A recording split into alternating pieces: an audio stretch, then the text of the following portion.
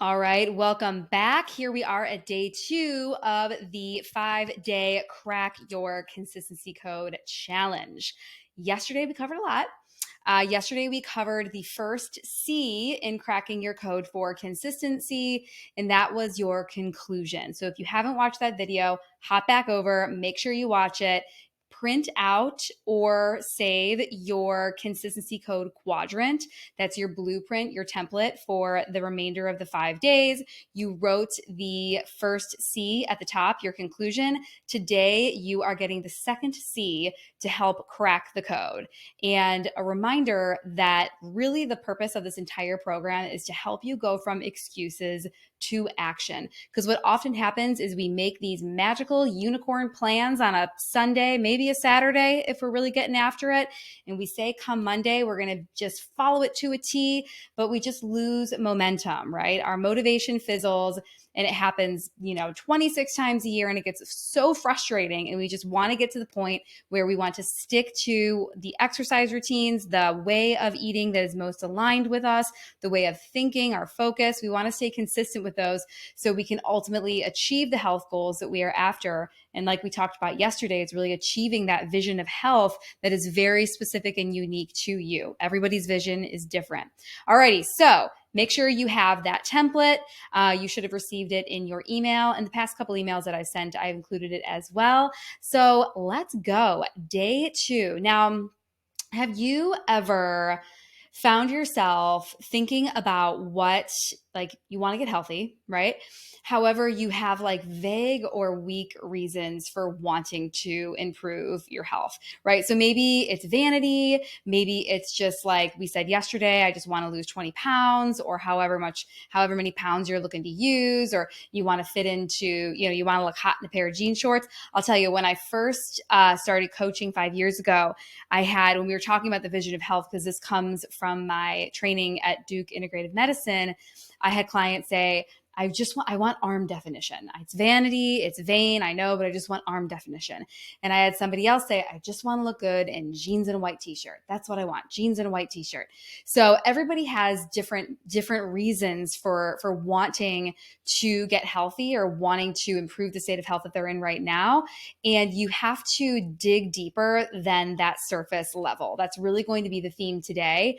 Because what happens is we're going to explore the reasons why these kind of like more shallow reasons for wanting to get healthy, they really fall short. And we're really going to unveil a better way to anchor your health goals to something deeply personal and meaningful to you. All right. Because that's what's going to keep you going. So let's get started. So get your template, get your blueprint here, and drum roll, the consistency number 2 on your template in the Crack Your Consistency Code course is your cornerstone. All right. So write down cornerstone. Now, another explanation of what this could be, think of your cornerstone as your values, right? Your anchor. It's your why. It's your purpose for wanting to get healthy, right?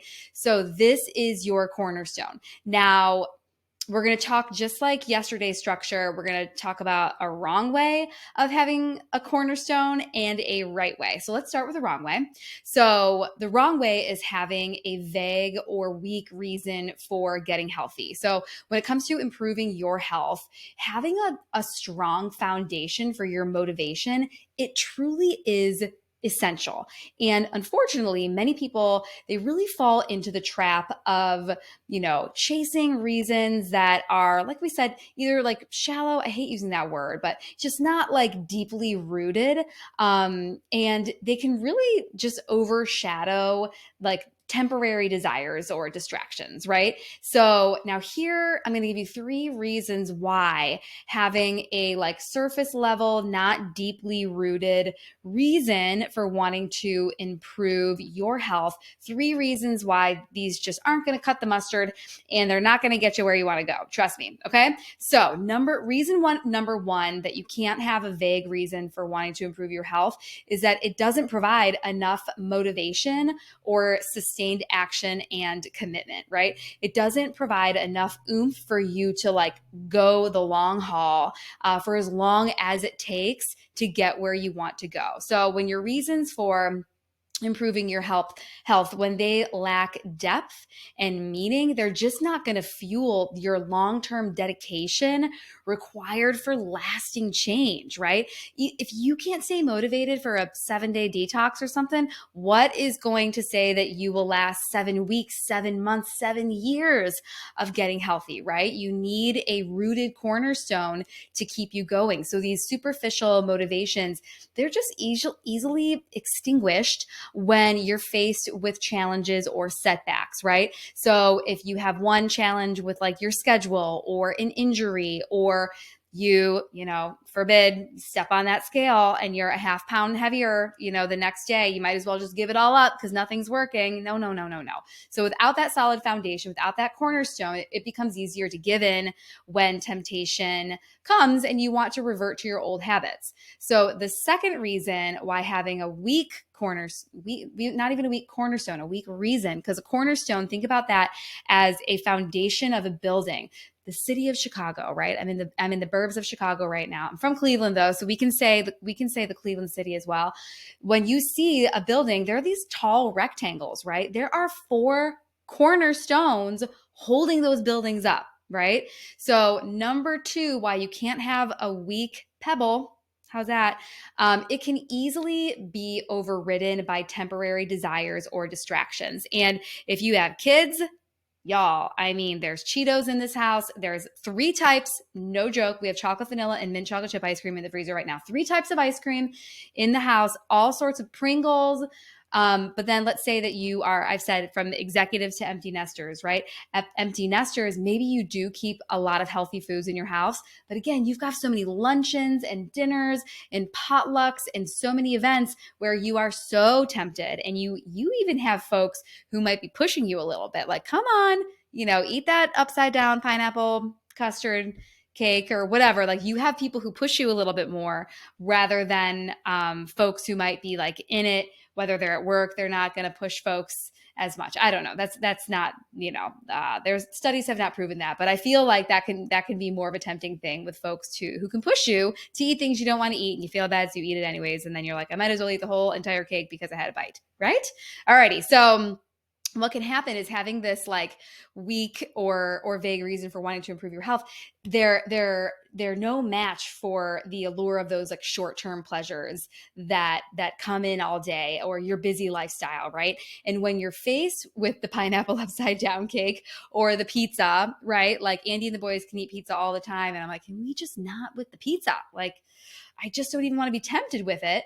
So, or if we can even go beyond food, it's that temptation to skip a workout, right? Maybe you're like, oh man, I took a shower last night. I don't really want to sweat today, or I could just keep on working, or I should stay here with my kids, right? When you're tempted to go off plan, your shallow reason, it's not going to cut the mustard or take what's necessary to give you that strength to resist, right? So without that powerful anchor, is another term for it, then you risk getting derailed by these temporary desires. And number 3, why weak reasons to get healthy are not going to support your health in the long term is that it doesn't connect deeply to your personal values or aspirations. So again, if it's not deeply rooted in something that's really important to you, then it's easier to dismiss. So this like vague reason, if it lacks an emotional connection, right? That emotional connection needed to withstand the ups and downs of your health journey, right? When your motivation doesn't really align to your core values, then it becomes easier to just say like, oh, that's not really important to me, So if you're like, oh, I want to lose 15 pounds because, spring break is going to come up in the next 6 months. So I want to lose like 15 pounds in 6 months because of spring break. That is my cornerstone, right? When that happens, as it gets closer and closer, you're like, you know what? I can just wear something baggy or flowy, whatever. It was just spring break, you know? Do you see where I'm going here? So, anyways, your commitment is just going to fade over time. So, that, my friends, is the wrong way. So, what's the right way? What is the better way? It's to identify your anchor, your foundational cornerstone, your health purpose, the reason why you want to get healthy in the first place. So, to unlock unwavering motivation and commitment, you really need to discover this anchor, this cornerstone, right? And it's going to tie your health goals to something more deeply personal and important to you, right? So that you can finally make those health goals non-negotiable priorities. So, just like yesterday, how we had 3 steps to creating your conclusion, today we are doing 3 steps to creating your cornerstone. Here we go. Step number one in creating your cornerstone, reflect on what is most important to you in life. Alrighty? Now, maybe you're not a meditator, maybe you're not a journaler, but I encourage to really experiment with both of these things for this exercise. You can I really like waking up early before the fam is abound, and just like sitting up by my front window on this chair, and I just close my eyes and I just like let it flow. Like, I'm not playing music, I'm not listening to a guided meditation. I just think silence is really, really important. Actually, I have a book on silence back there, how it's really important to connect us to the powers above, whatever you believe that to be. So if you can sit and just like be silent, and you can use this as a prompt, like, what is most important to me in life? You could also start writing it down in the journal or notebook that I recommended for this program. Take some time to reflect on your core values and what truly matters to you, right?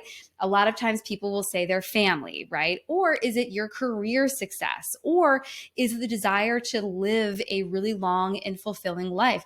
I had a coach, this was several years ago, who was 65. Her mom was 90, and she had said her mom needed a lot of help. Like, her mom was not independent, but her mom had friends who were still ticking and just like moving around, doing their own thing. And so this woman had said her goal, her core value for health is to live independently at 90, more like her mom's friends than her mom.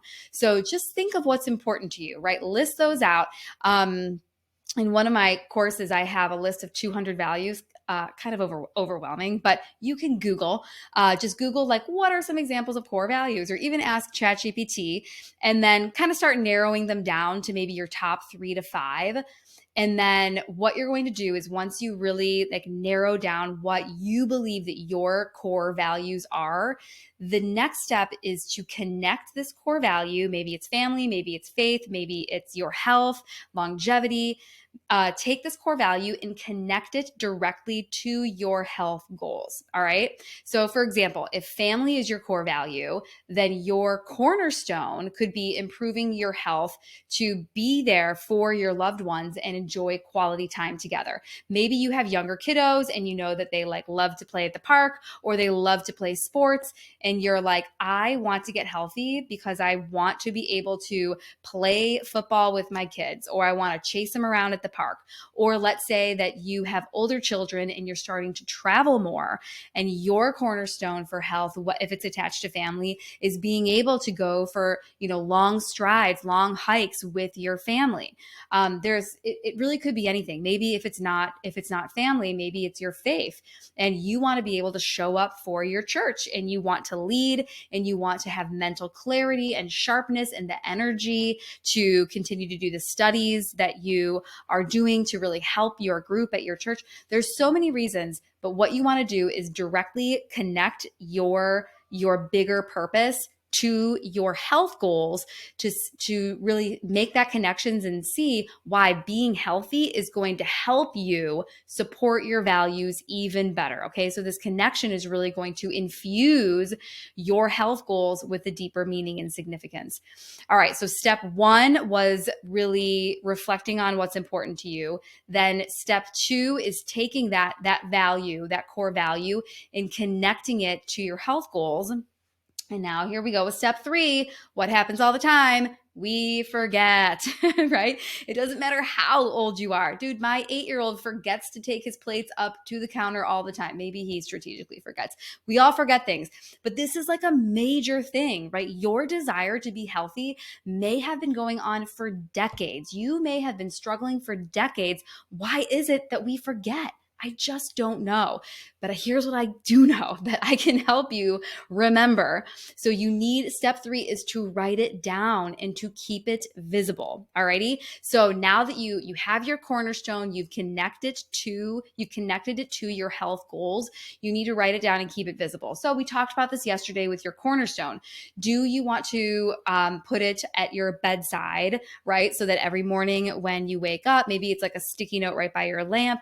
Every morning when you wake up, every night before you go to bed, you see it. Maybe it's a bookmark in a book you're currently reading. Maybe it's a picture on your phone. So just make sure that maybe it's at your desk. You always want to keep it somewhere so that you can actually remember it, because when the Cheetos come by, when you smell the pizza, when everyone's going out for Dairy Queen, you can really connect and remember how important that cornerstone is to you. All right, so I could just say there you go, and now make your cornerstone and keep it visible and off you go. No, because I know you and I have been there, and it's still not that easy. So similar to yesterday with the 2 mistakes and the 2 hot tips each for the mistakes making your conclusion, I now have 2 mistakes that most health seekers make when it comes to creating your cornerstone. Alrighty, here we go. Write these down in your journal, because I didn't put space for this on your 1-sheeter template. I was trying to make that just kind of like an easy printable 1-sheet thing. So get your journal, get your notebook out. Mistake number 1 in creating your cornerstone is not digging deep enough, right? So why is it a mistake? We covered this a little bit. Creating something a little more like your superficial why, it can really just lead to a lack of meaningful connection to your health goals, right? And it just makes it easier to lose motivation altogether.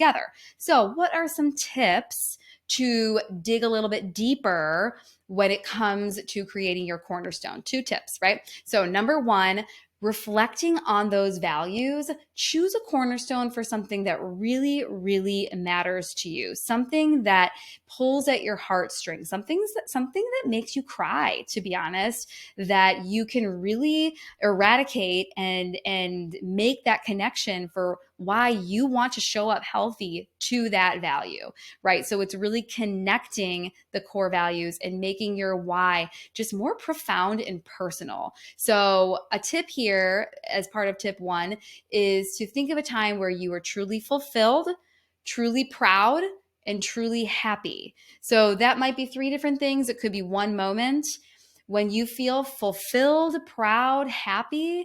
That can really help you connect to that value. All right.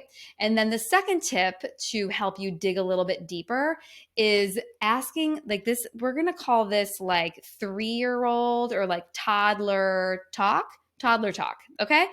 And it's why, right? I remember it clearly. I feel like Bo, my older son, didn't do this so much when he was 3. Mac did, my younger son. Why? Why? Why? Why? Right? You know what I'm talking about? You need to do that too with your cornerstone. Keep digging. Why? Why? So I told you those like first few clients that I had back in 2018, I want to look good in jeans and a white t-shirt. Why? Because I want to feel confident about myself. Why? Right? And then you really peel back the onion, and it's going to be different for everybody. But when you've really narrowed that down and you think you found your why, dig even deeper. Ask yourself why that reason is important, and keep asking until you get to the point where you're like, oh my gosh, there's no time left. I need to start cleaning up my act and being consistent with it every dang day. Okay. So that was mistake number 1, not digging deep enough. Now, mistake number 2 is not revisiting and reassessing your cornerstone. Because listen, not only do goals evolve and change, your why can too. And know what I love is I have like participated in workshops about finding your purpose. And there are some people who say you have one true purpose. You were born with one true purpose and you need to find it and you need to act on it. However, I have attended other trainings where folks say that you have multiple purposes. And I kind of like that. So you can have different, like your goals are going to evolve.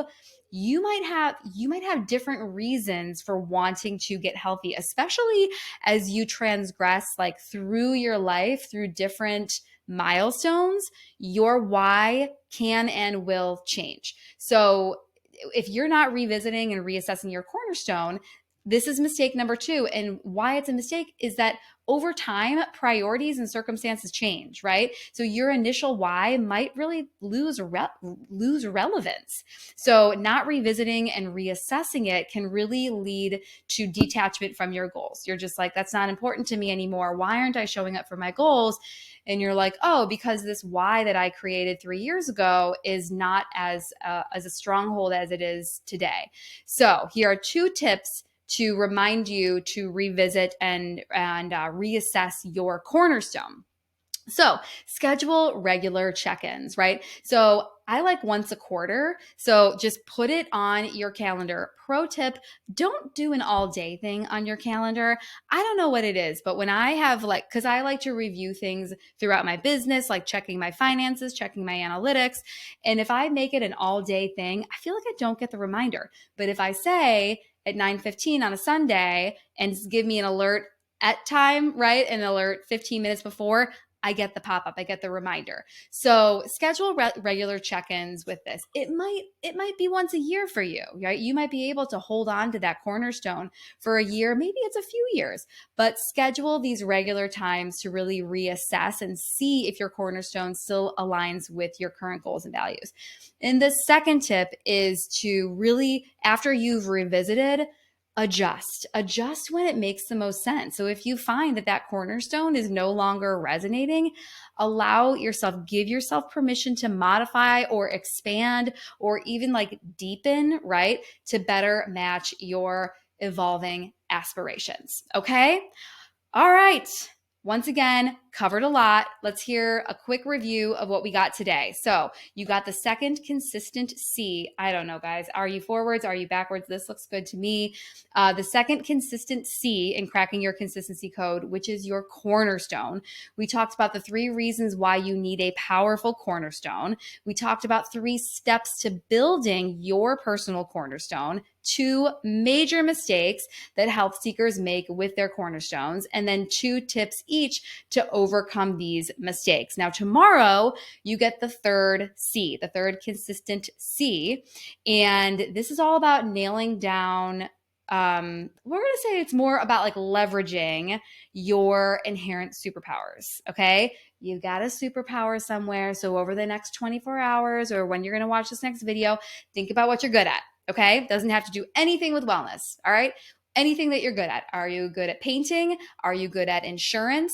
Are you good at giving gifts? Okay. That is your assignment in addition to determining your conclusion here. Your additional assignment, if you so choose to take part, is to think about what you're awesome at. All right, guys. Sayonara. See you tomorrow.